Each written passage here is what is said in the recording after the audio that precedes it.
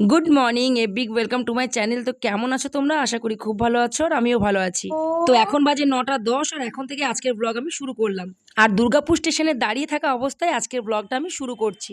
এবারে তোমাদের মনে প্রশ্ন আসতেই পারে যে আমি এত সকালে স্টেশনে কি করছি। তো বন্ধুরা, আমি ভেবেছিলাম যে আজকে ভিডিওটা আমি করব না।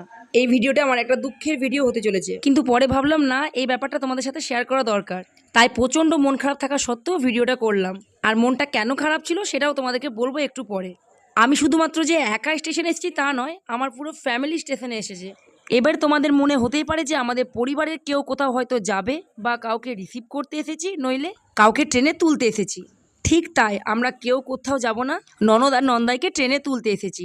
আর দিদি আজ বাড়ি ফিরে যাবে বলে আমাদের মন সবারই খুব খারাপ। একদম ভালো লাগছিল না, জানি না আবার কবে দিদি আসবে। আর দিদি যতবারই বাড়ি ফিরে যায় আমরা এইভাবেই পুরো পরিবার মিলে দিদিকে ট্রেনে তুলতে আসি। যেহেতু দিদিরা এবার 1 সপ্তাহ টাইম নিয়ে এসেছিল, তাই এবার লাগেজ অন্যবারের তুলনায় অনেক কম ছিল। আমরা সবাই মিলে ব্যাগগুলো ভাগ করে নিয়েছিলাম, তাই লাগেজগুলো বোঝা যাচ্ছিল না। দেখতে দেখতে 1 সপ্তাহ পেরিয়ে গেল। যেদিন দিদিরা বাড়িতে এলো হঠাৎ, একেবারে সারপ্রাইজ বলতে পারো। কোনো কিছু কাউকে না বলে না জানিয়ে যখন কাছের মানুষ এত দূর থেকে আসে, আনন্দে ভাষা হারিয়ে ফেলা যায়। যেটা আমারও হয়েছিল, কারণ এবার মেয়ের জন্মদিনের আগের দিন যখন দিদিরা এভাবে হঠাৎ এসে সারপ্রাইজ দিল, তখন আমি প্রথম মুখোমুখি হয়েছিলাম দিদি আর জায়বুর সামনে। তো সেই ফিলিংসটা আমি তোমাদের সাথে শেয়ার করলাম, যে শুধুমাত্র ছেলে মেয়েগুলোর জন্মদিনের জন্য দিদি আর জায়বু হঠাৎ সারপ্রাইজ দিল।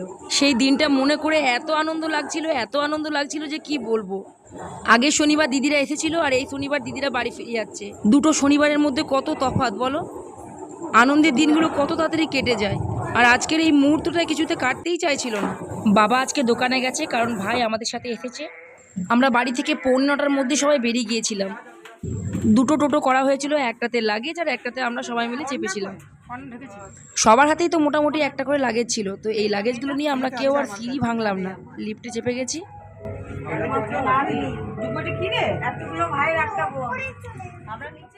এবার নিচে নেমে শুধু ওয়েট করব ট্রেনের জন্য। সংখ্যায় অনেকজন ছিলাম, তাই ছড়িয়ে ছিটিয়ে বসেছিলাম, একসঙ্গে বসার জায়গাও পাইনি। দিদি মা নিজেদের মধ্যে কী সব আলোচনা করছিল, আর আমি দেখছিলাম ট্রেন কখন আসে। জায়বু ভাই ঘোরাঘুরি করছিল, আর সোমনাথ আমাদের সঙ্গে আসেনি, ও নিজের মতো বাইকে করে আসছিল, তবে তখনও ও স্টেশনে পৌঁছায়নি। আর কিছুক্ষণের মধ্যে সোমনাথও এসে পড়েছে স্টেশনে। আলুদমটা পড়া স্টার্ট হয়ে গেছে। একদম পড়বে, ও কিছু করার নেই। ওটা দে দে দে দে দে দে, ভালো করে ওসব ভাবি না, যেটা পড়তে পড়েছে। জলতে এসে ঘরে গিয়ে খাবে, একটু দাঁড়িয়ে যাও। ভাগ্নে আর দিদিদের জন্য মিষ্টি, আম, টুকিটাকি খাবার নিয়ে এলো, যাতে ওরা নিয়ে যেতে পারে সঙ্গে করে। এছাড়া ট্রেনে উঠে খাবার জন্য ভাত, আলুর দম, মাছ ভাজা এগুলো করে দেওয়া হয়েছিল, যাতে কোনো রকম অসুবিধা ওদের না হয়, যেটা প্রত্যেকবারই আমরা চেষ্টা করি দিদিদের জন্য করার। জলখাবারে একটু কচুরি আর তরকারি দিয়ে দেওয়া হয়েছিল সঙ্গে। সব কিছু ঠিকঠাক প্যাকিং করে দিয়ে এবার শুধু অপেক্ষা করলাম ট্রেনের। যত না ট্রেন আসার সময় হয়ে আসছিল, ততটাই বুকের হার্টবিট যেন বেড়ে যাচ্ছিল।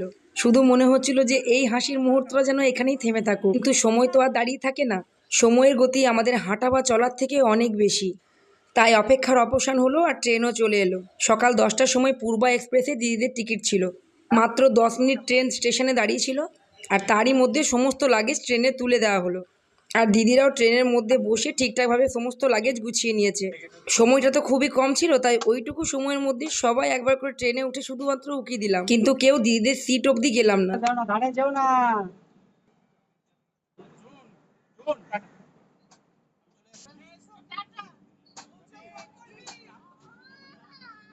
আসছি আমি, দেখো আমার রিয়াকশনটা দেখো।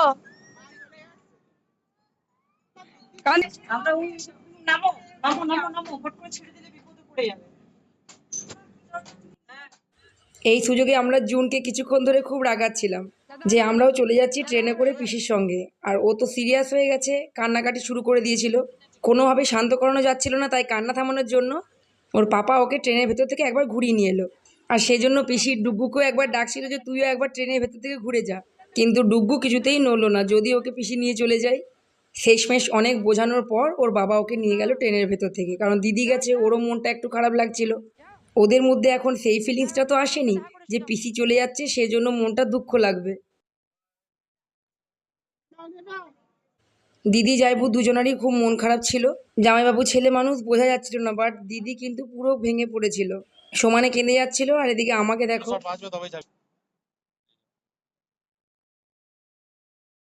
এই যে আমার মা কাঁদছে, এই যে আমার মাসি কাঁদছে, এই যে আমাদের ছোট্ট পুত্রগুলো কাঁদছে, এই যে আমার মেয়ে কাঁদছে, এই যে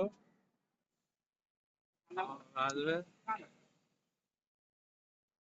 এই যে পূর্বা এক্সপ্রেস। টাটা।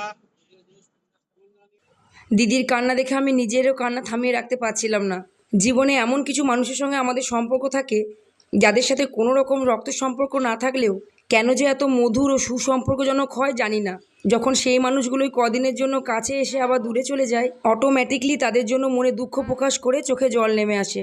আমার জীবনেও এই ননদ নন্দায়ের স্থান ঠিক অনেকটা এইরকমই, যাদের জন্য চোখের জল ফেলাটা সার্থক। দিদির সাথে আমাদের ভিডিও কল প্রায়ই হয়, বলতে পারো সপ্তাহে 2-3 দিন। কিন্তু ভিডিও কলে কথা বলা আর পাশে বসে সেই মানুষটার সাথে কথা বলা, দুটোর মধ্যে আকাশ পাতাল তফাৎ। তোমাদের কাদের কাদের ননদ এইরকম অবশ্যই আমাকে কমেন্ট করবে। আমিও জানতে চাই যে আমার মতো ননদ নন্দাই আর কার কার আছে।